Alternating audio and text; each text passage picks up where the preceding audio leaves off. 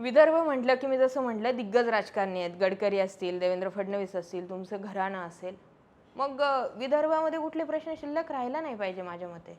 नाही, 10 वर्षामध्ये 11 वर्षामध्ये तुम्हाला देखील जाणवलं असेल की विदर्भामध्ये जो विकास झाला आहे तो भूतो न भविष्यती इथं झाला आहे आणि हे प्रत्येकाला मान्य करावंच लागेल.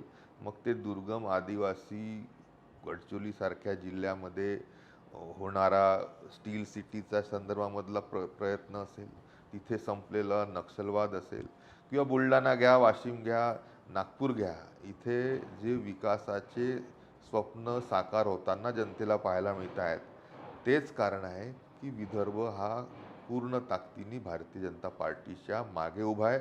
एका काळी जो काँग्रेस धार्जिनी त्यानिमित्ताने भूभाग समजला जायचा, तिथे आता काँग्रेस ही संपुष्टात येताना आपल्याला दिसते.